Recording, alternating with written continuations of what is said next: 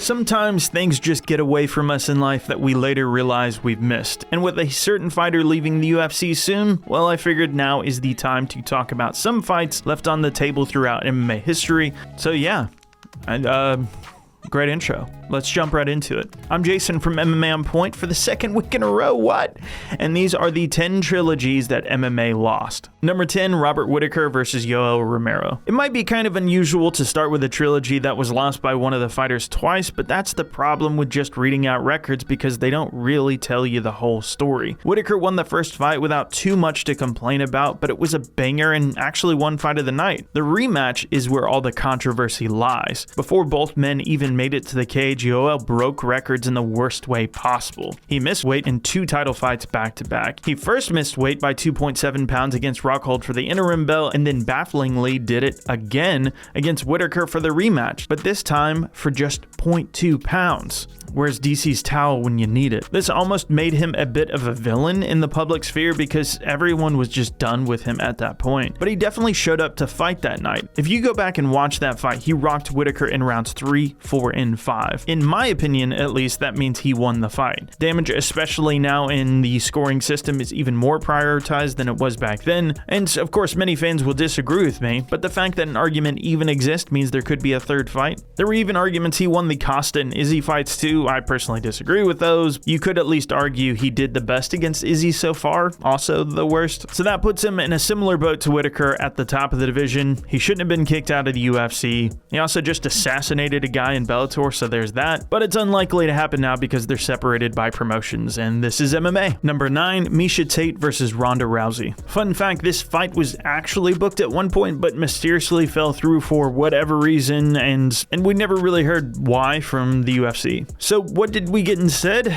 Rousey versus Holm. Talk about a nearly changing history moment. We all know what happened with that fight, of course, and what happened after also makes it super interesting. Holm did well through most of the fight with MIESHA Tate, but it was Tate that realized her championship dreams with that infamous last-second RNC. Of course, Tate already had lost to Ronda twice, once pretty gruesomely, the other quite disrespectfully, but the truth is the home loss really did expose Ronda's holes on the feet. I mean, NGANNOU, for instance, ran directly into Ronda for one of the worst title challenges / chokes in MMA history. That also happens to be the person that last finished Amanda Nunes, which was just before her historic run began. So you can imagine this pretty easily. The benefit of hindsight now probably would have changed quite a few fighters' strategies, including MIESHA's, and it would have given her a much better chance. It's one of the better selling fights in women's MMA history. The only other contender would have been a Holly rematch. If MIESHA would have waited for Rousey's return, we might have well just seen a different fight for the third one. Number 8, McDonald versus Lawler. Any fan who has seen it will forever remember the insanity that was their second fight, which already makes this a shoo-in for the list, but the first fight was super close as well, albeit not nearly as good, but that's also what made the second fight such a pleasant surprise that arguably stole the show at 189, at least for many hardcore fans. And what would have made a third fight super intriguing as well is despite getting the late finish, the judges definitely had McDonald well ahead on the scorecards. They actually scored the same across all 3 of them. Essentially, Rory just took all he could and crumbled underneath everything in the 5th. But hey, at least he got to live up to that Red King nickname.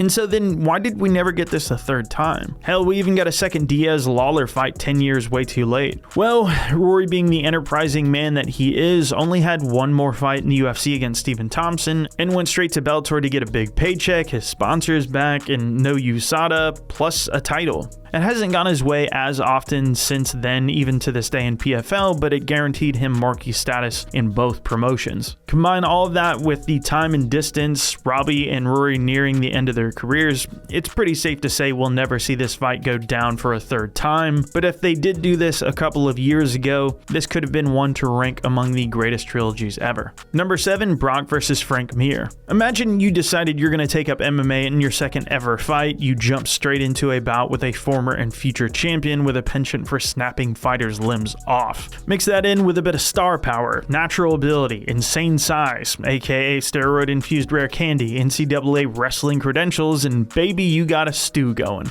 This decidedly favorable concoction of unlikely characteristics worked out surprisingly well, basically ragdolling Frank Mir around the octagon throughout 2 fights. If it wasn't for his veteran savvy and excellent composure that caused him to snack on that super quick knee bar, there wouldn't be much to talk about here, but the fact that he did means we were left with 1-1 by the end of the rivalry. And I'll be honest, I'm not too sure about Mir's chances in a third fight based on those first two, but ideally, if this fight would have happened around the time that Brock left in the early 2010s, there is absolutely no debating the business side of this. Even for just half of what it did at UFC 100, this is a blockbuster number. It would have very easily sold itself enough to justify it happening either way.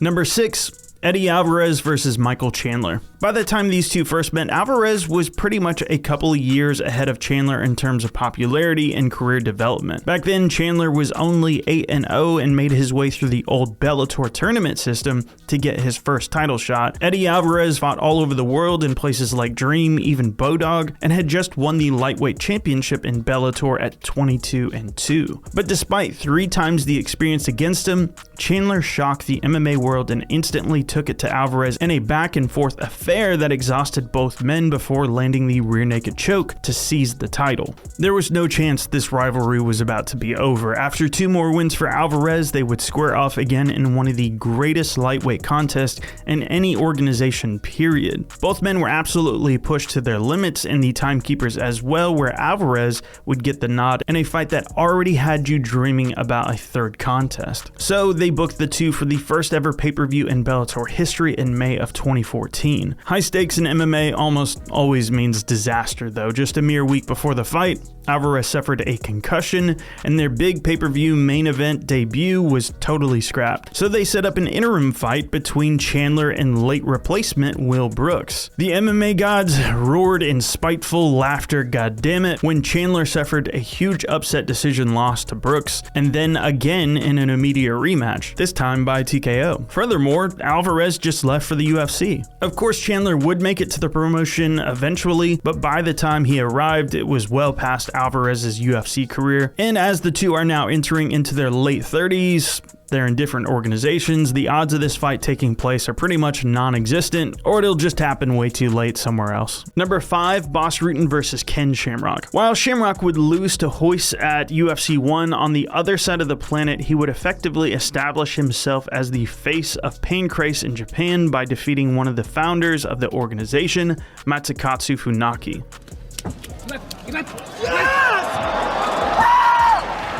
And the fact that he was already a star on the Japanese pro wrestling circuit made this even more momentous. But someone who also made their debut at that first event was a lesser-known kickboxer at the time by the name of Boss Rutten. At this point, he was pretty much as pure a kickboxer as you could find. He was a fish out of water on the ground, where Shamrock was already a shark born straight out of that catch wrestling submission game. Even still, Boss was way ahead of his peers on the feet, managing to completely destroy his first 2 opponents, but when he fought Funaki himself for the first time, he would quickly take advantage of Boss's inexperience on the ground, subbing him only a couple of minutes into the fight. This would inspire a quick guillotine for Boss in his next fight, but it was still very early for him. And when he met Ken Shamrock in July of 1994, the chasm between the two on the ground was still quite large. He actually would last surprisingly long, with almost 17 minutes of constant threats before Ken found the rear naked choke. Boss would then go on to face more adversity through Ken's brother Frank, and so when he fought Ken the second time, I'm not even sure he knew what a knee bar was yet.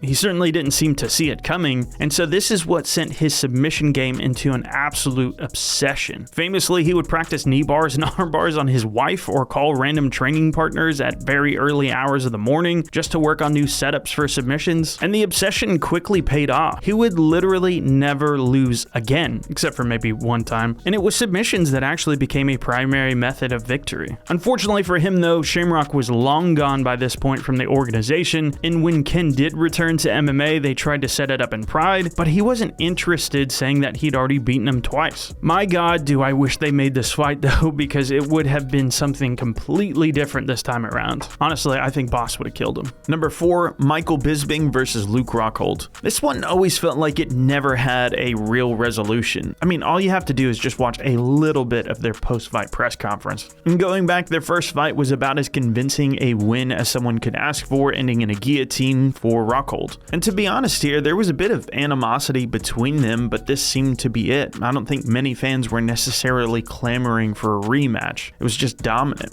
Rockhold shook Bisping's hand afterwards and went on to capture the middleweight title by the end of the following year, but Bisping would rebound. He managed to get 3 notable wins back-to-back, including headlining a UFC Fight Pass card. By the way, what the hell ever happened to those?